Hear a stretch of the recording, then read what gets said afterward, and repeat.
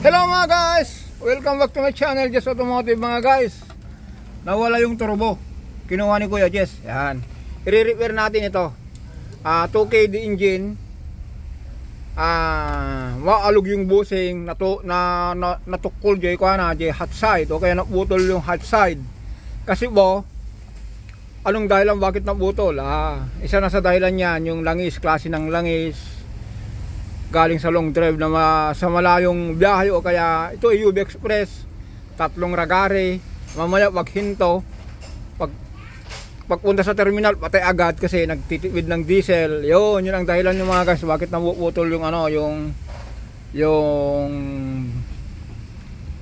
turbine, yung hot side. Ngayon mga guys, puntahan natin at i-repair natin. Ano po ito 2KD high ace pang UB Express.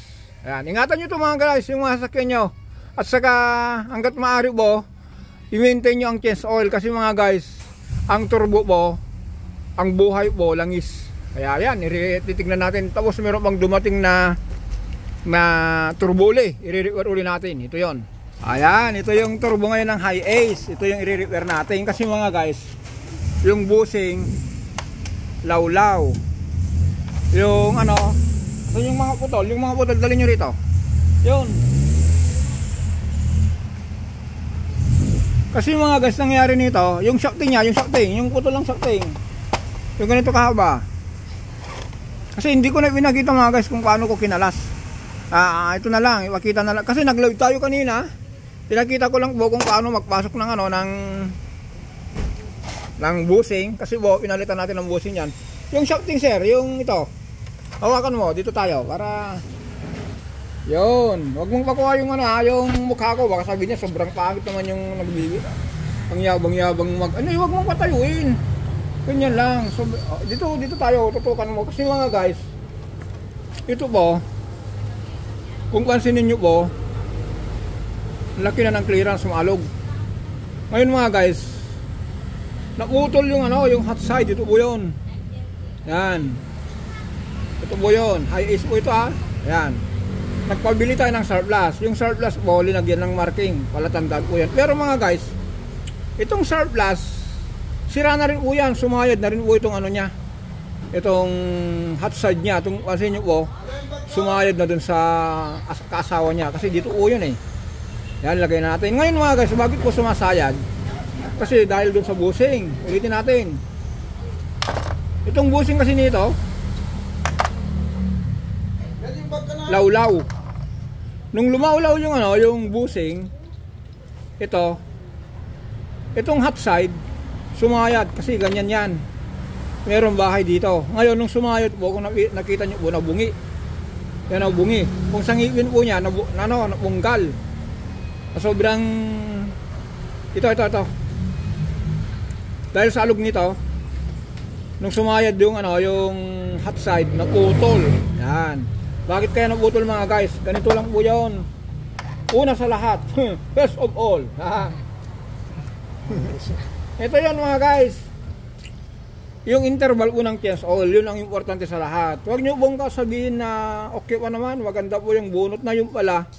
Yung lubrication po, yung turbo po, nagre-reklamo na. Wala na, yung viscosity niya na po, wala na. Parang na po yun. Parang yung lasik. Yung lasing na tao, inom ng inom, wala nang epekto sa kanya. Sasara, yan. Anong tawag to Tagalog sarwa na. Dulo na. Tagalog na. Suka. Susuka na lang yun. Ganun yan, nangyari mga guys. Kaya, nagrikat Tagalog na yan. Tatta. Mga guys, itong busing nito, ito, bago na po niyan. Kasi po, nagpabili tayo ng repair kit. Pero dito po yun. Sa isa. Yan. Bukas yan, abangan nyo rin. Gagawin din natin yan. Tapos yung isa po, yung galing dito sa, yung para sa high ace. Ito. Yan. Dali mo rito sir. Ito po yun. Nakuha na natin yung mga busing. Kaya mag-assemble na tayo. Kasi mga guys, ito po kasi made in China. Ito po yung best friend ng Pilipinas. Kaya lahat ng supplier natin galing China, kaya Huwag niyong paniwalaan yung ano, nag-iiringan yung Pilipinas sa China. Mag-best pa rin yan kasi lahat ng pyesa natin nanggagaling China. Kung talagang ang China ayaw sa atin, hindi tayo bibigyan ng pyesa. Tandaan niyo po yan. Kaya ang Pilipinas at saka China magkaibigan yan. Kaya ito, galing China rin. Ngayon mga guys, dahil napalitan na natin yung ano, yung busing na ito, ay salpak na natin. Yan, hawakan muna na ulit. Ganyan lang yan. Salpak na natin. Ito po yan. Yan. Ito po kasi, ay ulitin na ano, baka makaligtaan ko, meron ano ito, may tinatawag na piston ring mga guys. Ito po ano, itong piston ring po, dito po nakalagay. Ito po yun, silkit yan. Dito sa bago meron din to eh. Yun, yung mga yun oh. Yun. Bukas makita nyo rin to. Yun. Ito po kasi, napalitan na natin yan. Ito na po yun. Ito po yung ano, yung luma, yung galing dito. Tinanggal ko na. Ito po yun. Dito nang galing. Kasi po, kung sa piston ring po siya, naudpud na. Yun o. Shift, letter B na yung shift niya, hindi na kwadrado. Nakaganyan na o. Kaya po lumulusot yung langis. Kaya nga sabi yung may-ari nito, Jess, bakit naubos yung langis ng turbo ko? Dahil dito. Kaya ngayon mga guys, dahil ano, kumuha ka ng ano sir, ng langis. Yan, ganito lang. Ayan. Tapos yung ano, yung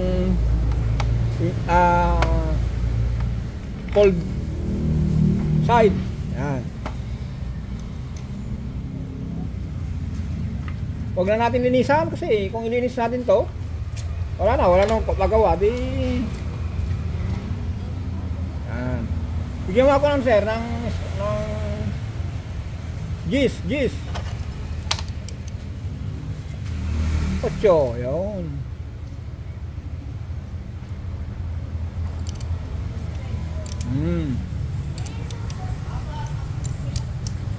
Yan.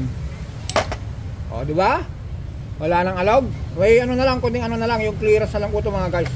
Kasi po itong ano, itong luma, ulitin natin, napakalaki yung alog niya. Kaya po naputol ito. Ito po yun. Ito po yung kadati ano niya. Yan. Ganito po niya no. Putol. Nay natukol ay aboy ang natukol. Iso nga no, kung nagbibiyahe kayo galing di Isabela, di Cagayan, Bisaya o kaya Mindanao, magpahinga muna kayo. Huwag niyo munang patayin yung makina. Kung nagpapahinga po kayo, after 5 minutes to 3 minutes, naka-idling yung makina, saka nyo patayin para po magkapahinga yung langis, hindi po matotosted kasi mga guys, ito supply ng langis. Ngayon po, kung sobrang init, pagpatay ng makina, yung langis dito nagiging carbon. Ngayon, pag under po nito, maganit umikot, masisira yung ano, yung mapipilitan umikot, masisira yung busing. Ngayon, kung sira na yung busing, umaalog na ganyan, kasi itong mga guys, itong cold, itong malamig na portion, hindi ka ano masisira yan, dito nasisira kasi kung katulad nito, bumaga, kulay violet, umalog na ganyan, ito po tumama dun sa pinaka-housing, di natukol, punggal, o kaya nautol. Ganun lang yun mga guys. Kaya ikita na natin to.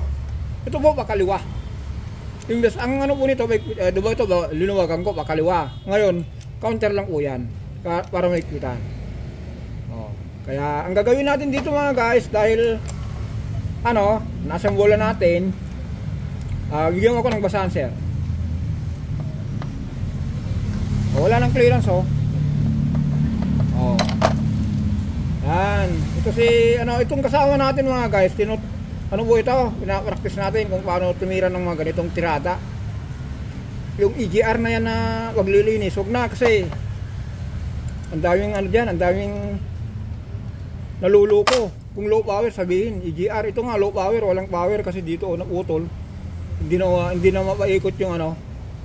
Kasi mga guys, ito po yun. Kung umaandar yung makina, yung hot side, yung exhaust po, bubugaan niya ito. Kung ano po yung volume na ano po na ibubuga niya rito, kukunin naman yung power nito. Ito naman po, ang nangyayari po to, pahigop naman to. kung gaano po yung ikot nito. Pansinin nyo po, umiikot niyan. Ito po, pabuga, galing sa papunta sa tambutso. Dun sa likod, sa muffler. Ito naman po, ano naman to, pabuga, papunta sa ano, sa intake. Pares na pabuga. Ito, pabuga ito, papunta sa tambutso. Ito naman po, pabuga, papunta sa ano, sa intake o kaya sa intercooler. Ganun lang po yun. Kaya dahil natapos na natin sa kadadaldal, ang gagawin natin ngayon mga guys, magpapail na lang tayo ng higpit. Ulitin natin ha. Ano po ito? Kung pinihit nyo pa ganyan, paano po yan? Pahigpit. Pero kung pa ganito, paluwag. Ano? Naintindihan nyo? Ayan. Higpitan na natin. Yung pahigpit nito mga guys, ganito.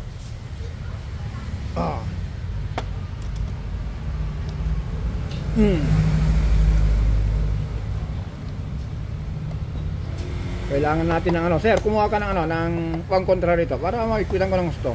Tingnan nyo mga guys, wala nang clearance konting-konti na lang, yung clearance na lang po ito na ano.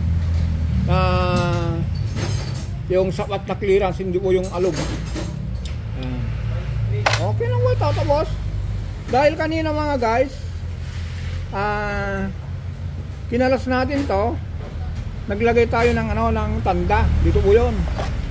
Naglagay tayo ng tanda kanina, yan o. Kita nyo po yung tanda na yan o. Ganyan na po yan. Ngayon, dahil una assemble na, ilagay nyo lang po yung tornilyo. Yan. Diba? Nagkukwentuhan lang tayo, natapos na. Yan si Kuya Jess, kismoso.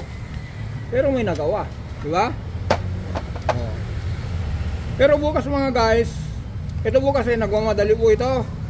Panghanap buhay.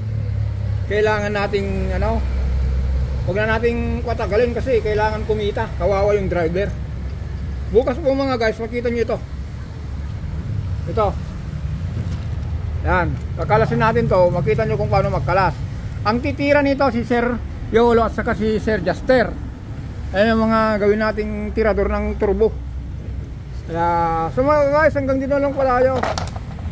Turbo 1KD, 2KD engine, high ace, kung paano mag-assemble. Bye bye!